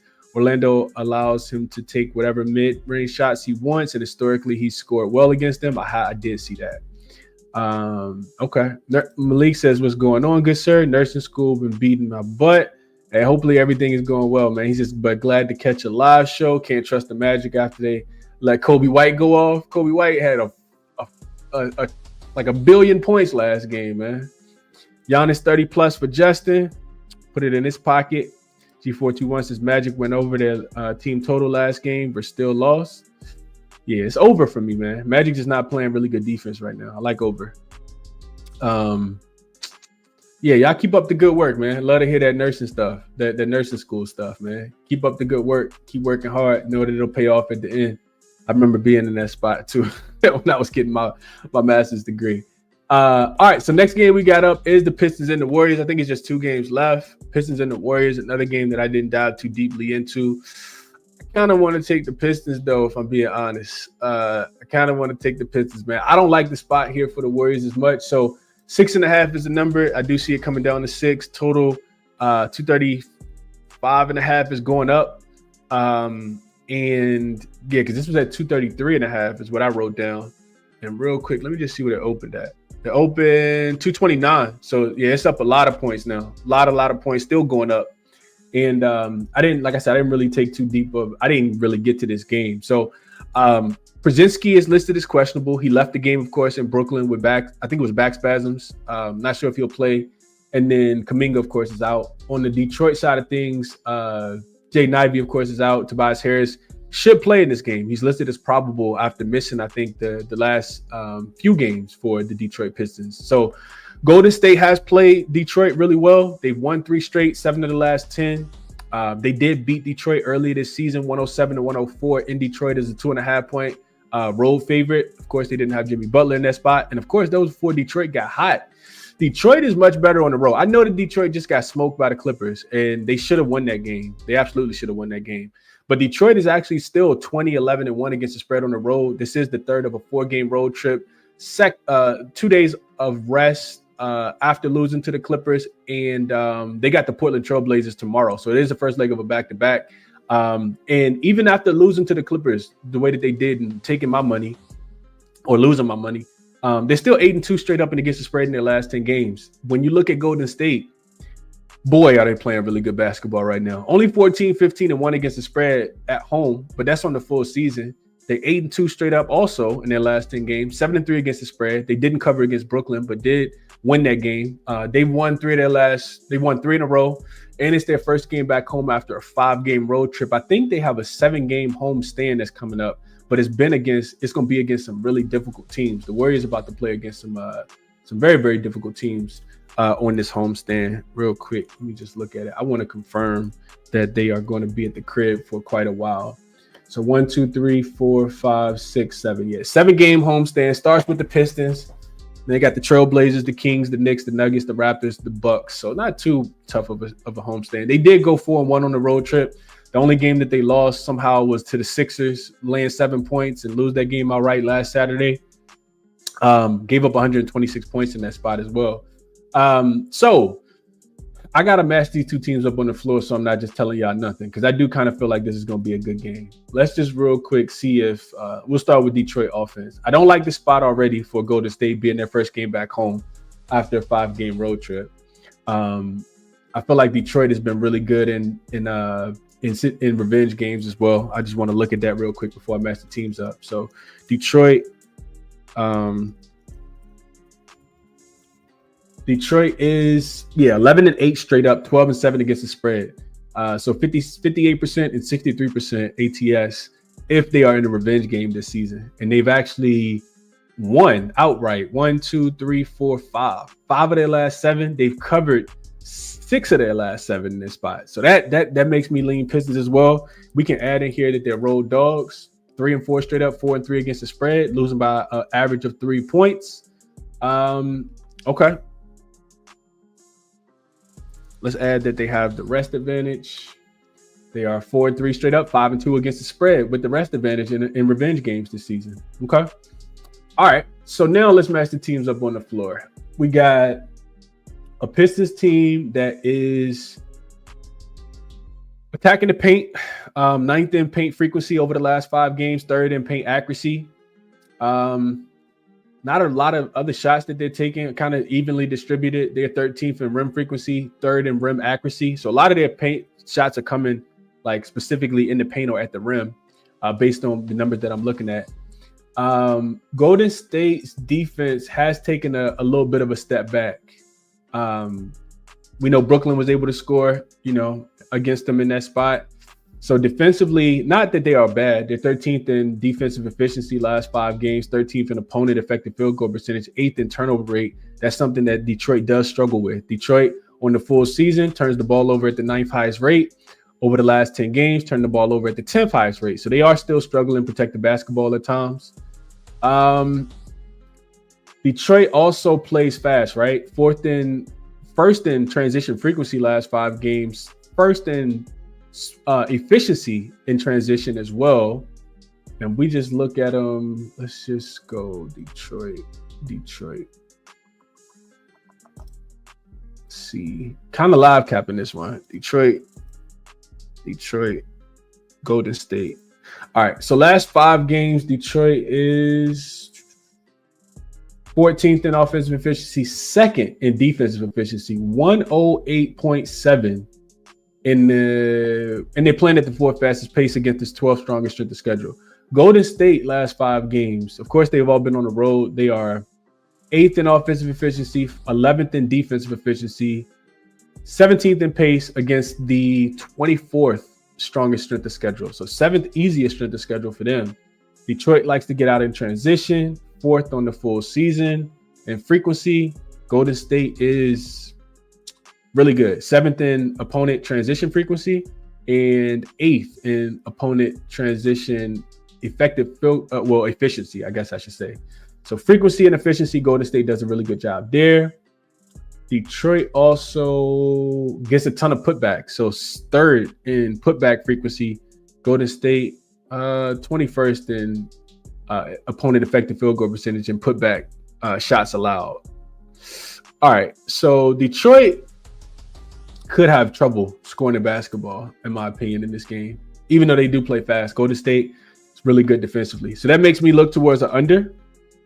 If we flip it, like based on everything I just looked at, that makes me think under.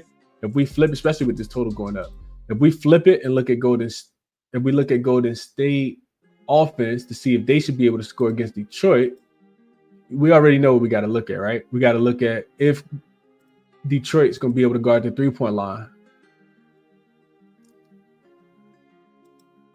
All right, so let's look at this. So we got Golden State 9th in offensive efficiency last 5 games. They are 7th in rim frequency, so they are taking more shots at the rim. I think that's the Jimmy Butler effect, right? Golden State on the full season, 26th in rim frequency, but last 5 games, they're 7th in rim frequency. That's Jimmy Butler getting downhill. They finally got somebody that can actually score the basketball, in an isolation, type setting, because initially they just had a bunch of 3-point shooters. So 7th in rim frequency last 5 games. They're also 7th in corner 3 frequency, 7th in above the break 3 frequency, 7th in overall 3-point frequency. And Detroit is really good. They're 5th in defense, but again, that's against 12th strongest strength of schedule is good. Okay, so Detroit is 4th in points allowed. Points allowed per 100 possessions, which is efficiency. 4th in effective field goal percentage, 4th in the 3rd most turnovers. Golden State, 18th in turnover rate, so they are turning the ball over a little bit. And Golden State gets the 7th most offensive rebounds. Detroit, top 10 in opponent offensive rebounds allowed. So Detroit is really good in rim defense. They are 6th last 5 games, 7th in frequency. 7th in accuracy. Let's see. Golden State 9th in transition frequency, 10th in efficiency. Detroit pretty good, 18th in frequency, 11th in transition and points allowed. So yeah, this to me says under. I like under. I know that the total is going up, 236.5. I think I'd be betting the under. I think I like under more than anything else in this game.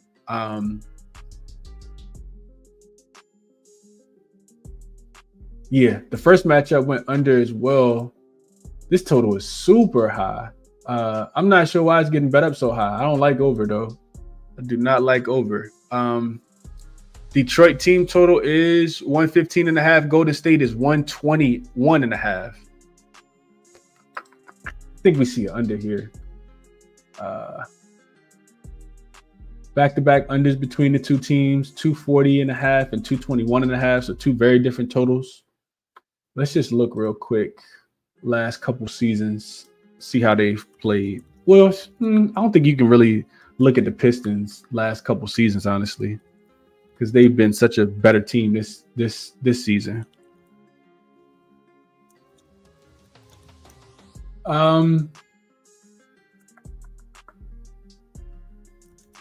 So in Golden State, specifically, since the 2021 season, totals are 2-1 to the under. The only one that went over did go up and over this total, though. 241 points scored back on January the 4th, 2023.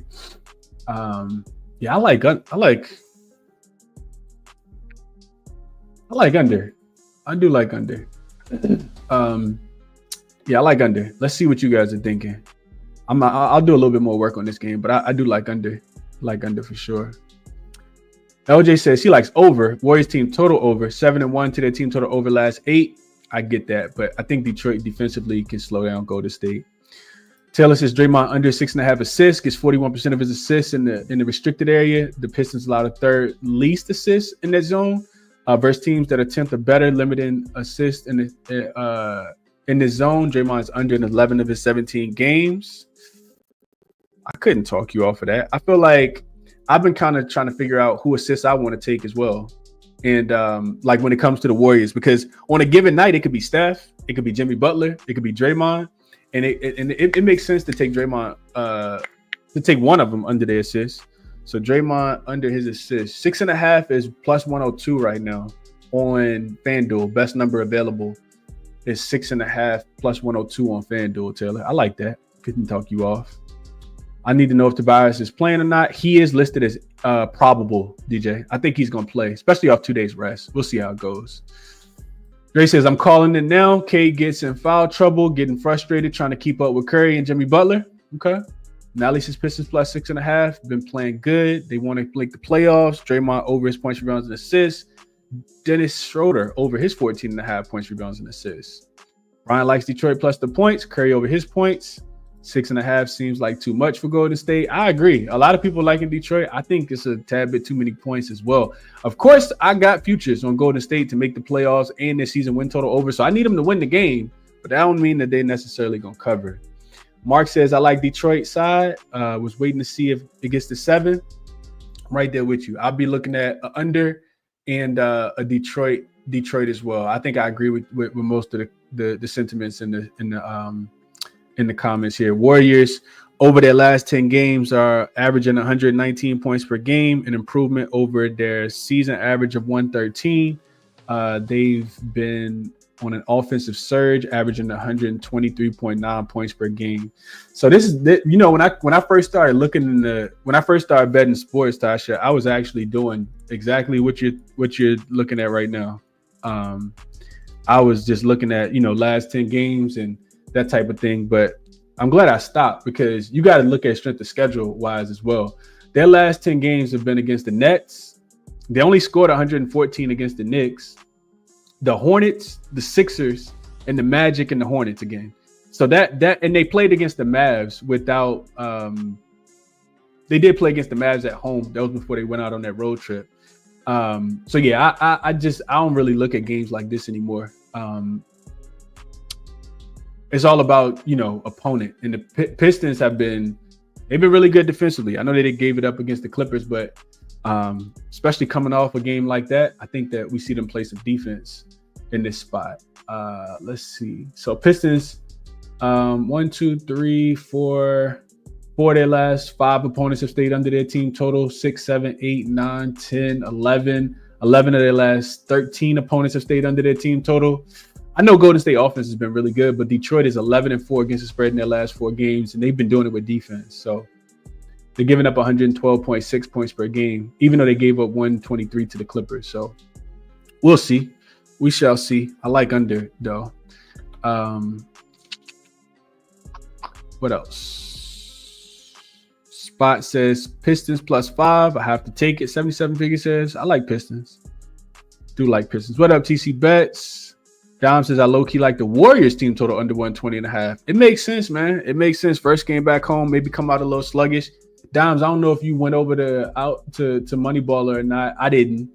And I really don't want to because I just spent so much time on this game, but I kind of want to see what that looks like. Like if we got some trends that also back it up. So I got a couple minutes, man. Let's go over to MoneyBaller real quick. And there's a link in the description if you guys are interested in checking out MoneyBaller. Today is the 8th, so I need to change this to the 8th, and then the game should populate. So we go down to Pistons and Warriors. Look at some full season stuff. So we got rest advantage for the Pistons coming off losses of favorite, should be a bounce back. In season revenge, well rested, 2 days of rest or more. Warriors 4th game in 6 nights. All of this, when I see 4 MoneyBaller systems to 1, like it makes me think that it's more of a Pistons spot. You can subtract one because it's his first leg back-to-back. But how has the Pistons been playing on the first leg of back-to-back? I feel like the Pistons have been good on the first leg of back-to-backs. I don't even know if that's necessarily a bad thing. Let's see. This season, the Pistons are 9-3 straight up, 8-4 against the spread. So this isn't even necessarily a fade, in my opinion, of the Pistons on the first leg of a back-to-back. I think you take this with a grain of salt, this first leg of back-to-back. I think you take that out. So, yeah, I would say 4 money baller systems on the Pistons and 1 that's fading the Warriors on the 4th game in 6 nights. And I can see the Warriors on the 4th game in 6 nights as well. Let's just look at that too. Warriors and rest plus previous rest plus previous rest equals 2. Warriors are 10-7 straight up, 9-8 against the spread, winning by an average of 2 points per game, playing 4th game in 6 nights this season. They have won and covered 4 of their last 5, though. Let's just say that they are a home favorite. 4-2 straight up, 3-3 against the spread. Take all this with a grain of salt because since Jimmy's been there, they've been absolutely hooping. So got to take that with a grain of salt. All right, let's come down here. We got baller system on fade teams who played most of their games on the road. I just talked about that. The Warriors have played 5 straight road games as well. Yeah, I think the love for the Pistons is valid here. All right, so come down. Let's look at some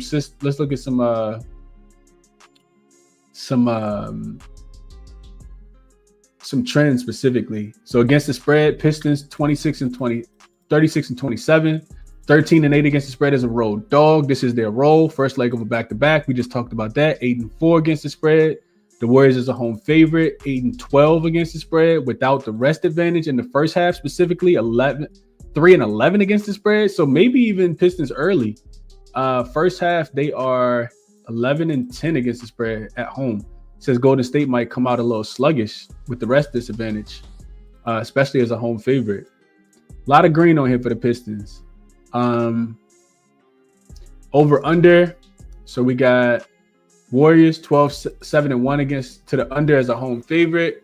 Pistons, they play over games on the road though. So as a road favorite, 12-9 to the over, 14-6-1 to the over in the first half with the rest advantage, 11-3 to the over in the first half. I don't like to see that if I like under. I just kind of feel like the Warriors will play a little bit of defense as well.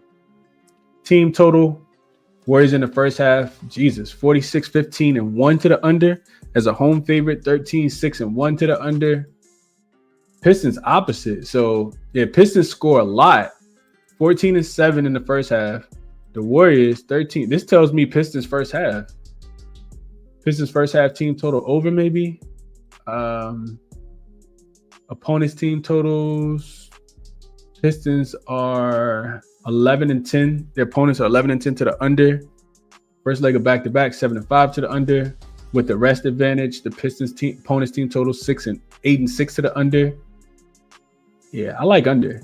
This to me says under. All of this down here says under. And the way I think about the game matching the two teams up says under as well. So that is, like I said, Money Baller. You can check it out. It's a lot of other things you can look at as well that we didn't get a chance to get into because I'm already taking too long, but I don't want to take even longer. So that is that. Let's get back to the rest of the comments real quick. And then we'll move over to the last game on the board, the Lakers and the Lakers and the Celtics. So Dom says he liked that. He says, I got Warriors team total over 119. LJ says he got over. So a lot of back and forth here. Dom says Pistons have the rest advantage and will be motivated off on the defensive end. All it takes is one bad quarter to run it over. I know you understand it, Dom. So I get it as well. Can't bet against Draymond. Love shoulder props. Pistons first half. I like that, Marquise. That seems like it makes a lot of sense. Adam says taking the plus 6.5. Put that in his back pocket.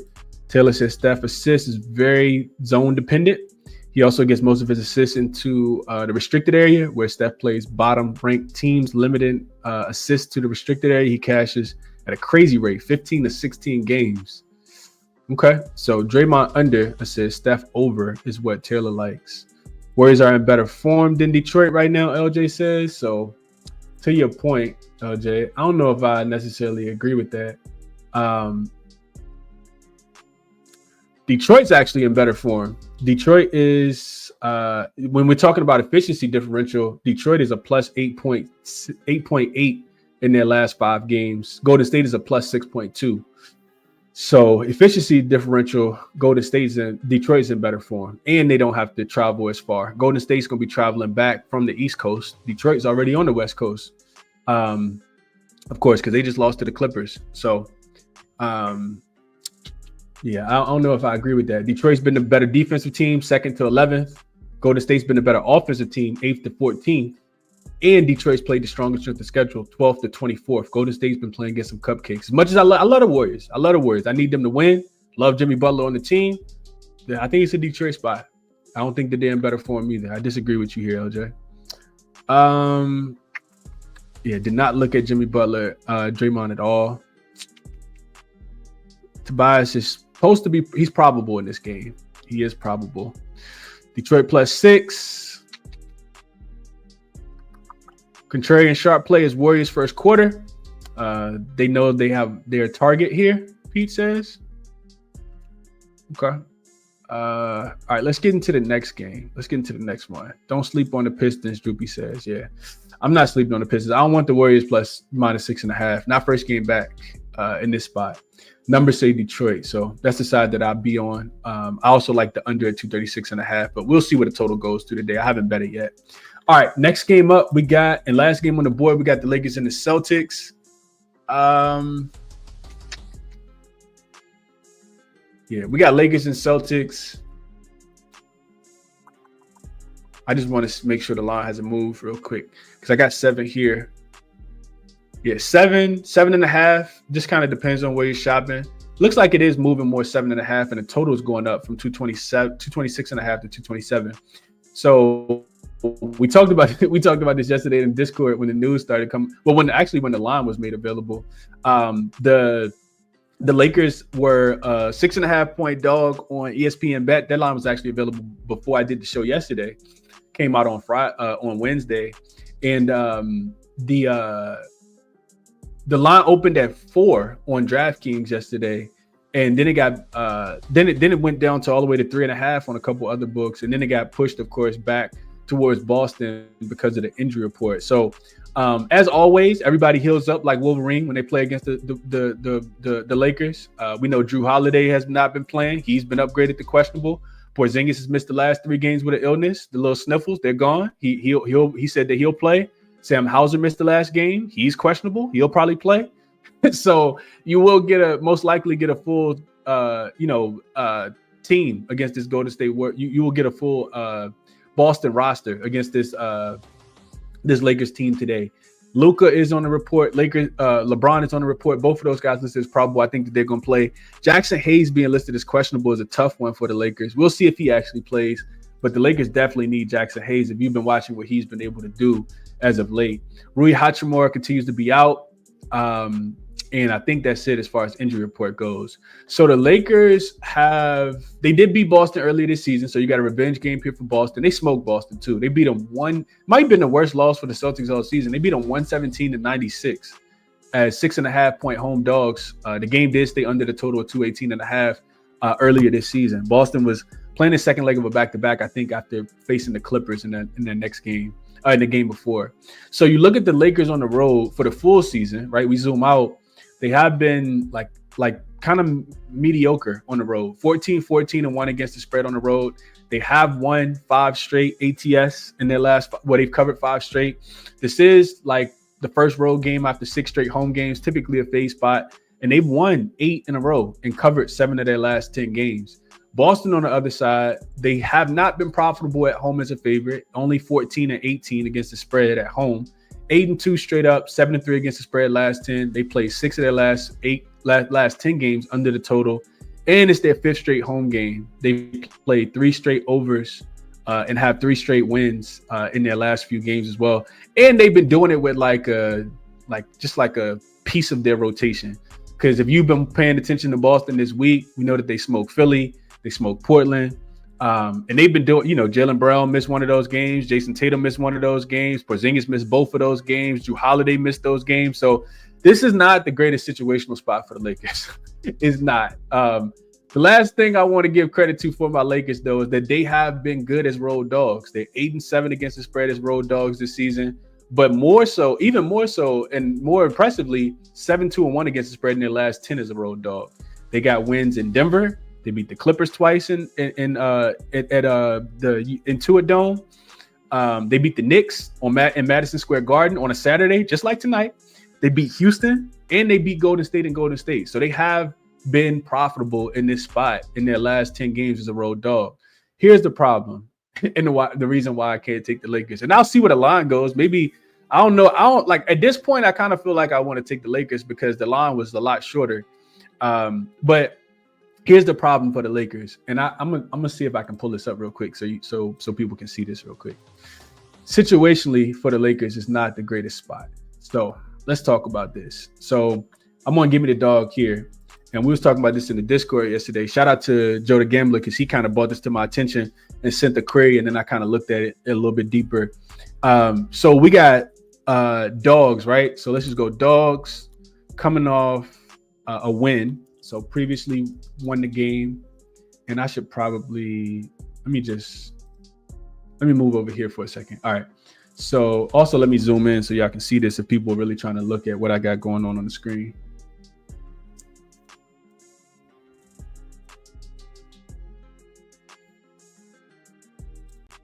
Oh, why can't I zoom in?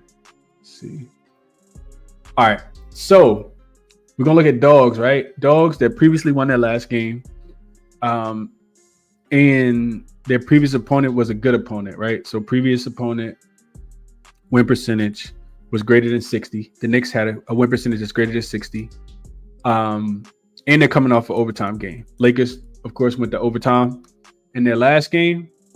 And we'll just go since, I said really put since, in season greater than or equal to 2012. So we're going back a ways. This is the situation that the Lakers are in today. And I think I missed something. So team previously won. Oh, I know what I forgot. So, and now you're facing an opponent that also has a 60% win percentage or better. So you just beat a good team. Now you're playing against another good team. You went to overtime in the last game and you're a dog. We look at this, we can see, and this is a little bit different than what I had as well.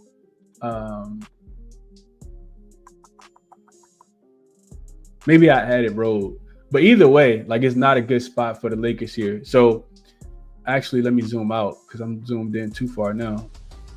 All right, so if we look at this, right? This is the spot the Lakers are in today.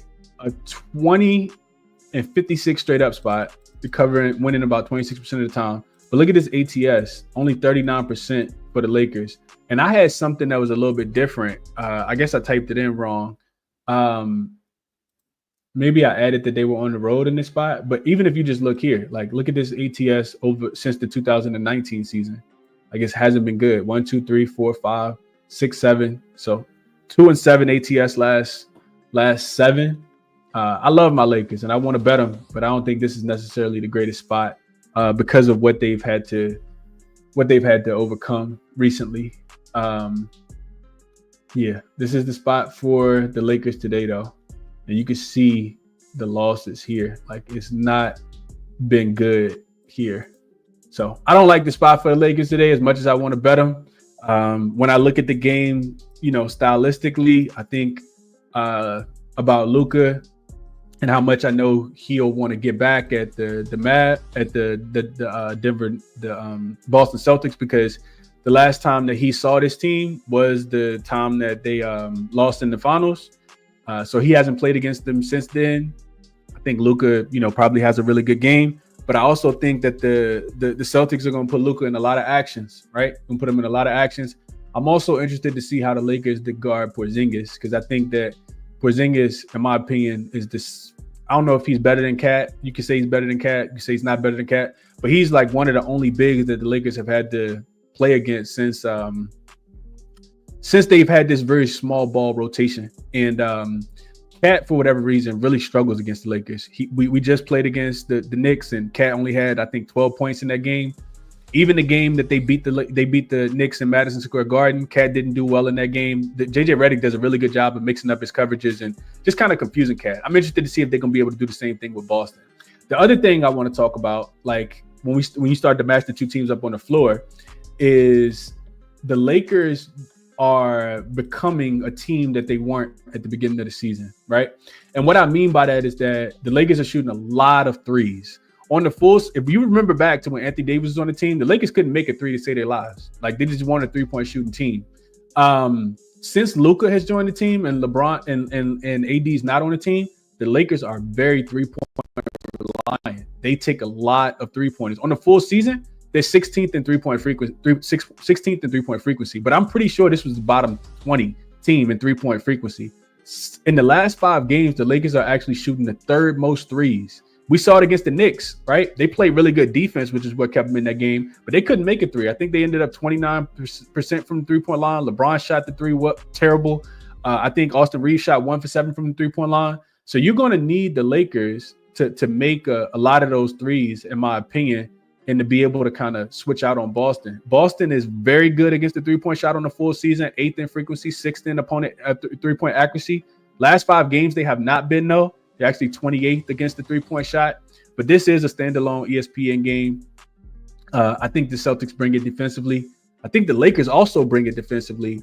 You're going to need the Lakers to be able to guard the three-point line. And you haven't really had to ask for the Lakers to play with a lot of effort. They've been playing really good defensively, of course. Second best defensive rated team over the last 5 games. Number 1 in opponent effective field goal percentage. They just held the Knicks to 97 points, 98 points. And the Knicks are a top 5 offense as well.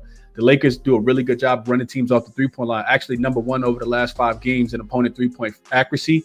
26.9% is what the Lakers are allowing teams to shoot. Now, we've seen Boston play against teams that are really good against three-point defenses and absolutely light them up. Like Portland had been playing good against the three-point shot. And Peyton Pritchard hit 12 threes, I think it was. About 10 threes. Derek White hit 9 threes, or whatever the case might be. So we have seen some defenses that, come in pretty hot from the three-point line. Cleveland have been playing really good defense, and I like that under when they played against Cleveland recently. Cleveland got smoked in that game, and Boston hit a bunch of threes in that game as well. Well, Cleveland didn't get smoked. They actually won the game, but Boston hit a bunch of threes in that game. So, I don't know. I just kind of feel like because of the fatigue, the Lakers could struggle defensively. But if they bring it defensively, I think it's an under game. I do think 227 is too many points, even though the total's going up. So that would be my thought process here. I'm not betting against the Lakers. They've been really, really good recently. I do think that the other thing that last thing I'll mention is we know that the Lakers run a lot of I feel like they've been running a lot more pick and roll with Luka and LeBron as well. Like in the lineups, LeBron looks like he's kind of reverse Tom. Dude has been playing absolute, just amazing basketball. So I do think that, Boston can do a really terrible job if they got any kind of discrepancy. It's their pick and roll ball handling defense. They are 27th in frequency, 27th in opponent effective field goal percentage as well. If the Lakers, get them into those actions, I do think that there's potential that they can keep this game within the numbers. So we'll see. I said a lot, but both of these teams are playing really slow. I like the under a little bit more than I like anything else in the game. Under 227 is available on a couple sports books. That's the way that I would play this one. You got a Lakers team total that's sitting at, let's see. Lakers team total that's sitting at 110.5. They can struggle to get there. And a Boston team total that's sitting at 117.5. The Lakers play the defense that they have been playing. I don't think they're giving up 118 in a really, really long time. And if we're expecting it to be played slow, I think the under is the right side here. I didn't bet player props, but I guess if I'm looking at anything, it's probably Bron. I like Bron boards. I think he has to go down there, grab all the boards, especially if Jackson Hayes doesn't play. But I didn't look too deeply into player props. I just know Bron has been cashing his rebounds, and it's going to be him and Tatum battling it out for the boards today. Bron rebounds probably at, 9.5, 8.5? 8.5. Yeah, you can get it without a lot of juice either. 8.5. 105. Plus 105, actually. 8.5 plus 105. It's coming off a 12 rebound game against the Knicks. I'm expecting the Lakers to play defense. I think Bron gets his boards tonight. I think he had 14 boards in the last time that they played earlier this season as well. Yeah, he had 14 boards against this team the last time that they played. So that's the way that I'll be looking here. Let's go into and see what you guys are thinking about this one, and then we'll do a quick recap. Been on here for a very long time today, but it's all good. Porzingis first quarter points is back. Yeah, I couldn't talk anybody off of Porzingis first quarter points. I haven't been playing it though. Steven says, I've been riding Lakers for a long time. Now I'm back on them again tonight. Lakers +7 and taking the money line.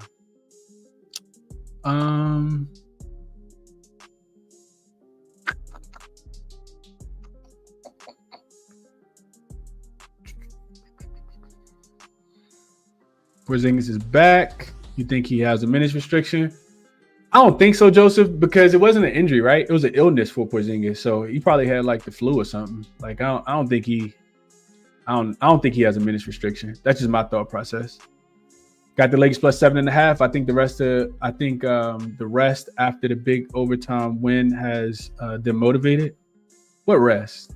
They didn't get rest. They had 1 day to fly from Boston, from LA to Boston. I don't think it's any rest here. Lake show cover. Give me the over 226. G421 says. Lakers first quarter, full game +7. Boston ranks last in scoring in the paint. If they continue to make it, if it continues, make it a trifecta. Justin likes under. Marks is going back to Boston team total under specifically. Dom says he got 4.5. Didn't think it would get this high. Yeah, I think Lakers could cover a 7.5. Especially like in my opinion, if you like, I know both teams have been playing really good first half. I still trust Boston a little bit more in the first half than I do for the full game. I think if you like full game, I think we've seen Boston kind of let go of the rope, sometimes in the second half. So I think the Lakers a potential backdoor cover with the line being at 7.5 is probably the way that I'd be looking. Haven't seen the +8, but if you got it, best of luck, Jordan. Tasha favorite comment, can't bet against Boston. If you bet against Boston at home, Tasha, you made a lot of money this season, 14-18 against the spread, but I understand. Boston first half -3.5 for LJ, 9-1 ATS in the first half, last 10. Lakers +7, 6-1 ATS last 7. Boston go up 20. We cash on Bet365. That's a fact. That is a fact. Celtics -7 for PG. Lakers team total under for dropping dimes. Brian says JJ's going to collapse that defense. Boston's going to have to stay hot from the 3. Close games, Lakers win. Okay. LeBron, Tatum, pitcher all over their points, rebounds, and assists. And Lakers +7 for Nayeli. Adam says I also likes under. These two defenses will step up. Yeah, I think it's the pace for me too, right? And the Lakers haven't been shooting the 3 that well. I think that's important to mention. I was looking into that. I mentioned them shooting the ball really poorly against the Knicks the other day. I think they shot under 30%. They are actually 21st and above the break 3 accuracy, only shooting 32% from the 3-point line last 5 games. And the Lakers have also played a very weak strength of schedule, 26th in strength of schedule last 5 games, but they're 27th in pace, and Boston is last in pace. They're just playing so well offensively. Efficiency-wise, they're 3rd, 124. So when you get like a very fast, slow-paced team that's also great offensively, you kind of got to look at the other team's pace and their defense. And the Lakers are 3rd defensively, 27th in pace. All that kind of leads me towards an under, Adam. I agree with you here. Nally says this is the final game of 2025. Lakers win game and the Celtics win the 2025 finals. Going deep. Let's see. I can't get through all these comments. It's a lot. Austin Reeves might go off today. Could be a bounce back spot for Austin Reeves. He played terrible in that game. Ty says, Chris, not the first half. Boston cashes. That's a fact. You didn't say that though. You said I can't bet against Boston. You didn't say first half, Tosh. You got to put exactly what you mean there.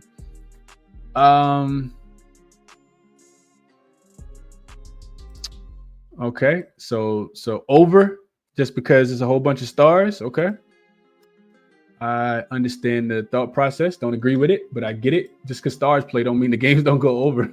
We see stars in the playoffs all the time. Games go under, but I understand it from a public consumption perspective. We'll see. We shall see. I haven't bet it yet. All right, so getting into a quick recap. I haven't made a bet yet, but if I'm betting, this is what I'm betting today. I'm betting the Keon Johnson over. I think his point spread was 11.5. Let me just confirm that real quick. Player points.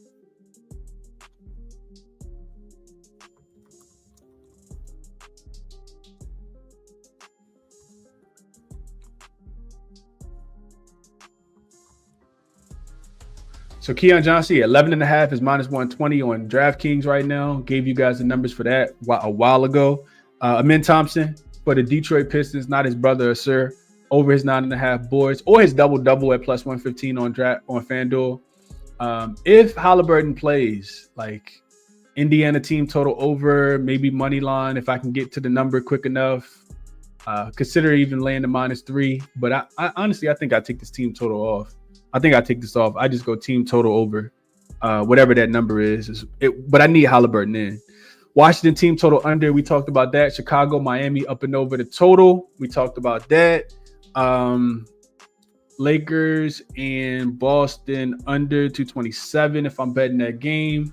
And Detroit, Golden State under 236.5 is the number right now if I'm betting that game. And also like Detroit plus the points if I'm betting that game. Let's see. Detroit plus 6.5.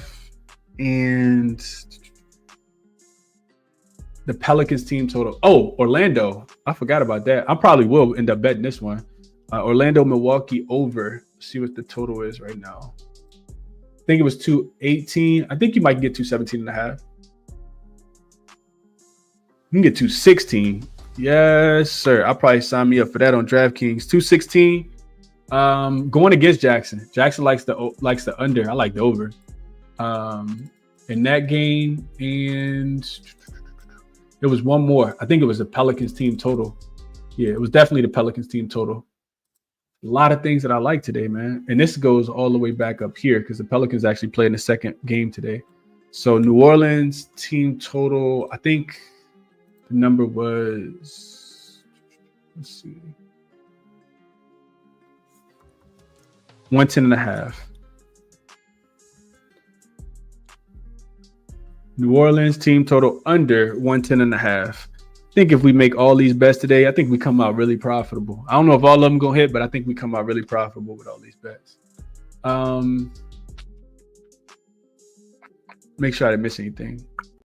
Chicago, Miami, Indiana. Yeah. Long show, a lot of games. Hopefully, if you are new to sports betting, this helps you. Kind of makes sense.